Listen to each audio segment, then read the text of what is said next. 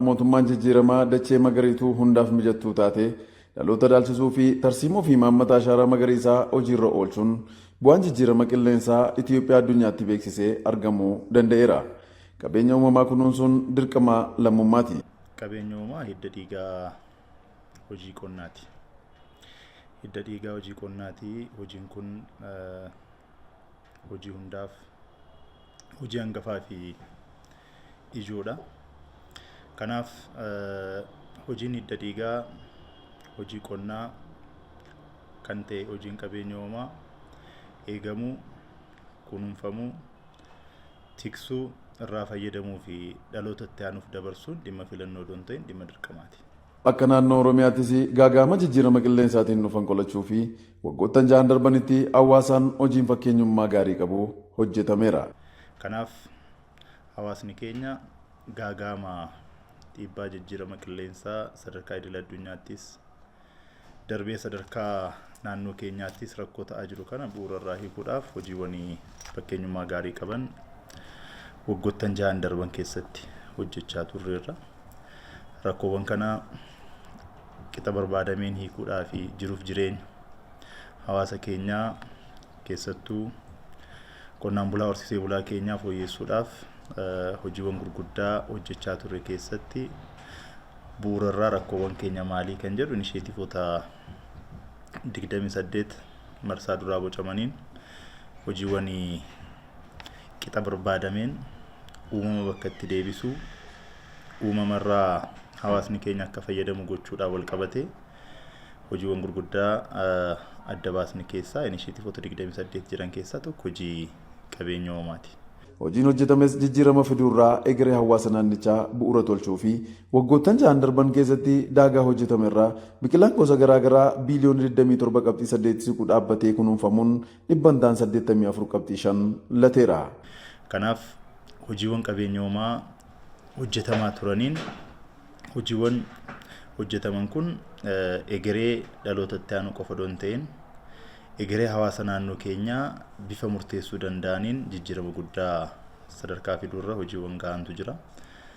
Kanarraa ka'uudhaan nuus waggoottan 6 darban keessatti biqilaa biiliyoona 27.8 itti siqu waliigala isaa dhaabnee kunuunsaa kan turree fi giddu galeessaan latiinsi dhibbeentaa 84.5 kan naannoo keenya. Sanarraa ka'uudhaan hawaasni keenya bifa ijaaramee fi gamtoomeen hooggansi caasaan keenya sadarkaa hundaan jiru qonnaan bulaan horsiisee bulaan ogeessi keenya hojii guddaa hojjechaa tureera. Dambaliin uummataa ashaaraa irra kaa'uu darbee hiikuun siyaasa dinagdee uumama bakka itti deebisuudhaaf hojiin kan qabus guddaadha. Kanarraa ka'uudhaan bona hojiiwwan eegumsa biyyoo bishaanii kenna tajaajila lammummaan ganna immoo hojii ashaaraa magariisaa hojjechaa turreeni latiinsi waliigalaan dhibbeentaan 84.5 dhufe. Sanarraa ka'uudhaan bu'aawwan gurguddaa hojiiwwan eegumsa biyyoo bishaanii akkasumas ashaaraa magariisaan argachaa turre keessaa inni tokko humni maddeen bishaanii dabaluudha. Maddeen bishaanii laggeen haroowwan kan akka haroo Haramayaa, Carcaroo Daabultuum haroowwan baay'een Oromiyaa keessatti yeroo dheeraadhaaf badanii turan bakka itti deebi'uun laggeen waggoota dheeraadhaaf goganii turan burqaawwan bakka itti deebi'uun isaanii bu'aawwan hojii eegumsa biyyoo bishaanii keessaa isa tokko. Inni lammaffaan uwwisni bosona keenyaa dhibbeentaa 17 irra ture.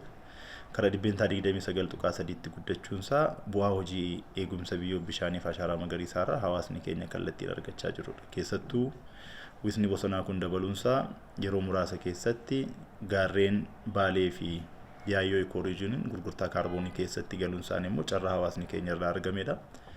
Asuma keessatti gaaga'ama dhiibbaa jijjiirama qilleensaa naannoo keenya irra jiru hir'isuu keessatti hiikoon inni qabus guddaadha jechuudha. Inni sadaffaan carraa hojii dargaggootaati. Dargaggoonni keenya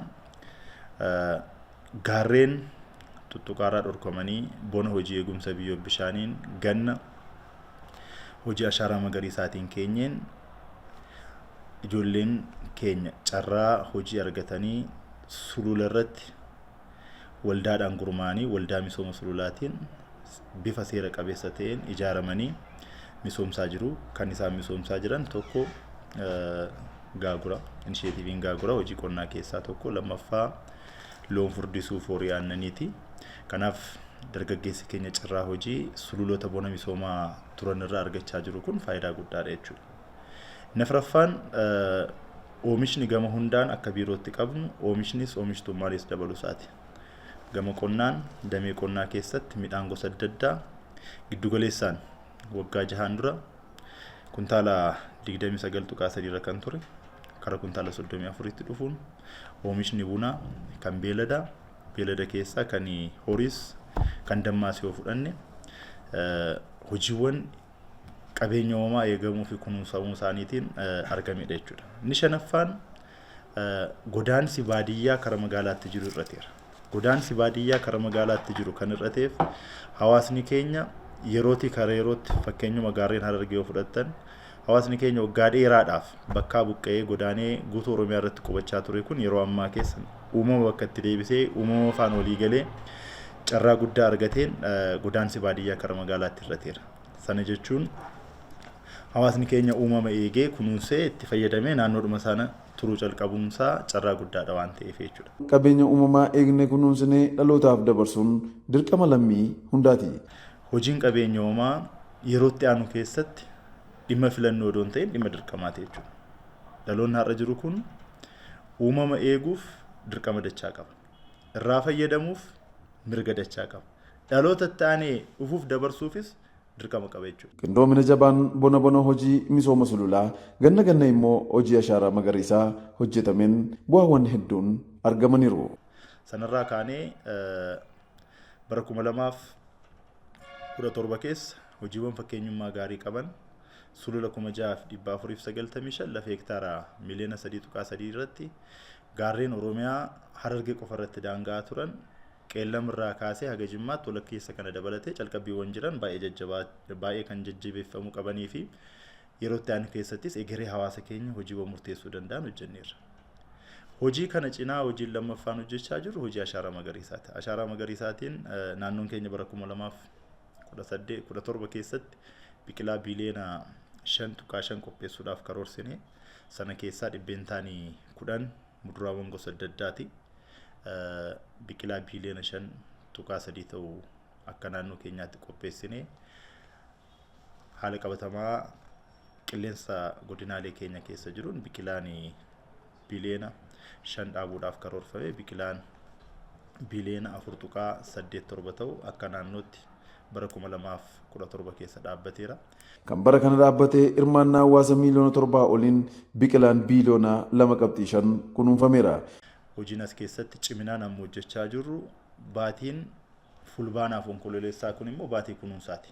Kanaaf lammiin naannoo keenya keessatti sabni naannoo keenya keessatti ganna darbe ashaaraa isaa kaa'e bona kanas ashaaraa isaa akka inni kaa'uuf duulli kunuunsa hojii ashaaraa magariisaa bara 2017 dhaabbate fulbaana 27 irraa kaasee hanga onkololeessa 27tti ifatti labsamee hojiin kun kan hojjetamaa jiru. Hanga ammaatti hawaasni miliyoona 7 siqu hojii kana irratti hirmaatee biqilaan biiliyoona 2.5 ta'uu kun kunuunfameera jechuudha. Duula kunuunsa biqilaa akka naannootti onkololeessa keessa geggeeffamu irratti hunduu hirmaatee gahee isaa bahuu qaban dhaamsa biiroo qonnaati.